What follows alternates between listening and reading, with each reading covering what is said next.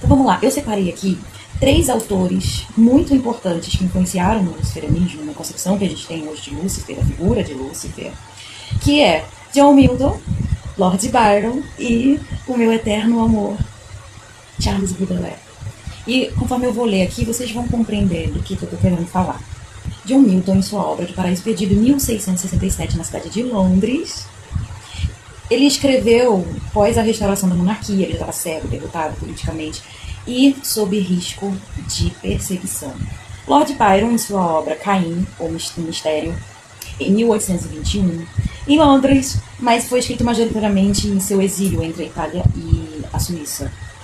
E a obra foi escandalosa, acusada de blasfêmia, e reflete o clima pós-Revolução Francesa e pós-Napoleão, com censura moral forte. Byron e moral era uma coisa assim que não cabe na mesma frase, né? Meu Deus, eu tive uma cena horrível agora. Imagina Lord Byron dançando com a Gretchen. E Charles Baudelaire, em As Litanias de Satã. É um poema que tá ali no As Flores do Mal. As Flores do Mal, gente. Eu sou muito apaixonada por Baudelaire. As Flores do Mal, eu li quando eu tinha 17 anos, na minha época de gótica. E eu me apaixonei.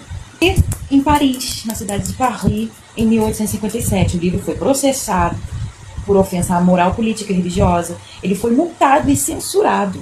E o poema nasce nesse choque direto com o Estado burguês e moralista. Eu fiz uma live no canal...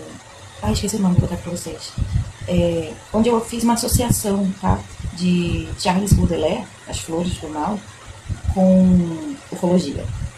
Eu fiz isso. Depois vocês vão lá conferir. E onde que vai entrar aí a figura de Lúcifer dentro de suas obras? Como é retratado, como eles montaram esse Lúcifer? Milton cria o primeiro Lúcifer plenamente psicológico da literatura ocidental. Eloquente, orgulhoso, autoconsciente, capaz de escolher e sustenta a sua própria queda. Esse Lúcifer ainda acredita que a rebelião tem sentido. E mesmo condenado, ele transforma a derrota em discurso de autonomia. Melhor reinar no inferno e servir no céu. E é assim que Lúcifer preserva a sua vontade. Já Byron remove o peso teológico e transforma Lúcifer em voz crítica contra Deus, a moral. Ele vai ter esse pensamento nunca mais. Um Lúcifer irônico, cético, provocador e intelectualmente livre. Aqui, ele não luta para reinar, e sim desmascarar as autoridades, e fica perguntando para Caim o tempo todo durante a peça. Por que obedecer? Por que aceitar a culpa? Por que a ordem divina deve ser justa? Se aperrei não, menino, se achegue. Já a queda antes trágica, agora é posição filosófica. Já Baudelaire abandona completamente a rebelião heróica. Satã não luta mais e só acompanha os derrotados. Melancólico, compassivo, silencioso, urbano e moderno. Ele não promete libertação, apenas compreensão por ser o patrono dos exilados, confessor dos enforcados e abrigo dos que não foram salvos pela igreja. Ele é a lucidez que permanece quando toda a esperança falhou. Não há vitória, tem uma escrita aqui não, apenas consciência compartilhada da miséria. Eu fiz um paralelozinho, que eu vou ler aqui, ó. Um paralelozinho rápido. Milton. No Lúcifer de Milton, ele escolhe cair. No Lúcifer de Byron, ele se recusa a obedecer. E no Lúcifer de Baudelaire, ele permanece com os caídos. A queda, na obra de Milton, é o ato da vontade. Já para Byron, é a crítica a autoridades. E para Baudelaire, é uma condição permanente. E o que a gente pode resumir assim, né? Que Milton deu voz ao rebelde, Byron deu ironia ao contestador e Baudelaire deu compaixão aos derrotados.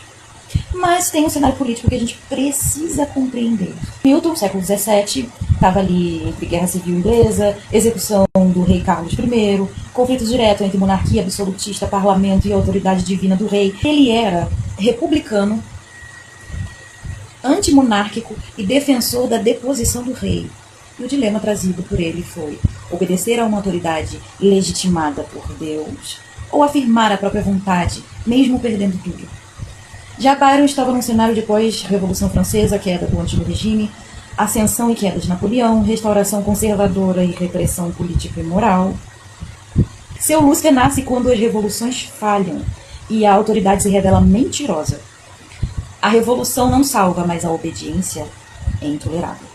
Em Baudelaire, Temos a modernidade, o capitalismo e o fracasso da promessa de progresso. A partir da hipocrisia, a exclusão social massiva, não tem mais rei para ser derrubado, nem revolução incrível. Poder difuso, econômico e moral. Não se luta mais contra o poder. Vive-se dentro de sua engrenagem. Pensando aqui, como que seria o Lúcifer de hoje, diante do cenário político que temos de guerras, da velocidade de ascensão da inteligência artificial e do bombardeio de informações que a gente recebe diariamente, sem tempo para a gente conseguir filtrar de uma forma a discernir o que está certo, o que não está, o que é verdade, o que é mentira. Como seria? Entendam o quanto é importante a gente considerar a história, a política e a literatura, para que, quando você se deparar com um simbolismo, um símbolo de Lúcifer, você consiga identificar de qual contexto ele foi tirado. Tendo o contexto de hoje, eu vou trazer o Lúcifer para vocês, mas você também pode fazer isso. Se você fizer, me manda no WhatsApp.